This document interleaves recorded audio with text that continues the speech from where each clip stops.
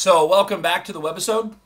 Took a few days off and decided that today was the day that I would bring the Webisode back. I'm obviously back in my office here at home, and well, I'm working on tomorrow's show, checking on the latest NASCAR news and doing bills. That's how exciting my afternoon is. I had one of those rare moments today on the air where I kind of forgot for a brief period of time that I was even on the air in the middle of having a conversation with Pima GOP chair Brian Miller. It had been since the last election cycle that I'd had him in studio, had a chance to speak with him on the phone after he was named the new Pima GOP chair. But it was a really good conversation, and a lot of things were talked about that needed to be talked about. There was the dumpsheriffdupnick.com website, where the Pima GOP is looking for candidates to run against Pima County Sheriff Clarence Dupnick if he decides to run, and a lot of information available there. A lot of talk about the future of politics in the GOP in southern Arizona, and it's exciting to watch over the past few years how the Pima GOP has grown and changed in a lot of ways, in positive ways. And as I mentioned on the air today, it's really great to see how there is a new, younger generation represented by individuals like Brian Miller who are taking over the reins, but then getting the knowledge and the leadership that... I'm not going to answer that.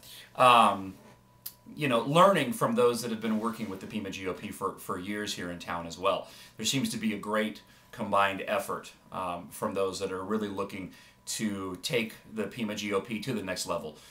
Because we have so many people that are new to politics within the past couple of years who want to get involved, who may in the past may have been somewhat disenfranchised by the GOP and the Pima GOP. And they really are making a concerted effort to change that. The other part of the conversation that we had, which I thought was really good, was in regards to the CD8 seat.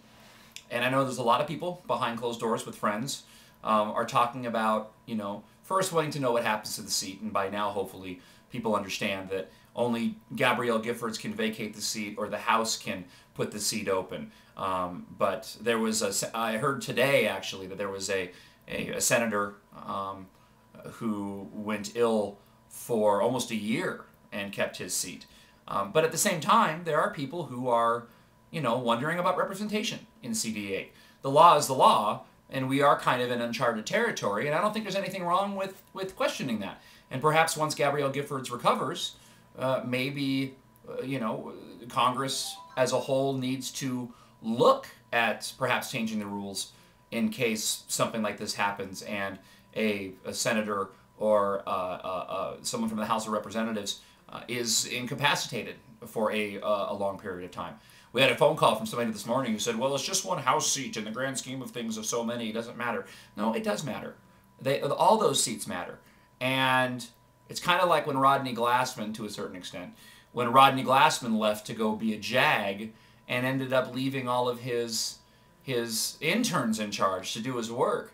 Now, of course, this is a completely different situation, obviously. Let me point that out. Okay, much different. But now we have a similar situation where, while we hope that Gabrielle Giffords recovers from this fully, you do have a circumstance where people who are interns and staff members are carrying on the work, which is good news, but there isn't somebody representing that seat. And I think that perhaps down the road, it's not a bad idea to question that. The other aspect of it, of the conversation that I had with Brian Miller that I really enjoyed, was this idea of what will the reaction be if someone, a Republican, or an independent for that matter, steps up and announces early that they are going to run for the CD8 seat before Gabrielle Giffords has recovered.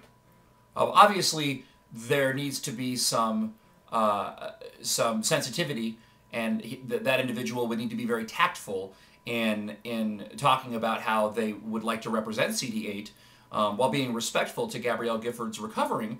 But I fear that there will be people who would really disparage that. And the reality is, no, we do have an election coming up next year. And I think that if it hadn't have been for this tragedy, there may have been people already who would have stepped up to run for CD8. And as I told Brian this morning, I don't buy into this whole civility argument because it had nothing to do with what happened on January 8th. However, if somebody does step up and says, I want to represent CD8 in 2012, and I'm going to be running against whoever the opponent is, because obviously it's not fair to talk about Gabrielle Giffords without knowing, but you could certainly announce your candidacy and talk about what you would do for CD8 without having to point to Gabrielle Giffords, because that would be inappropriate. Hopefully, people would understand that and would be adults about it and know that, you know, just because Gabrielle Giffords is recovering, life does still go on. And there are people who feel like they can better serve CD8.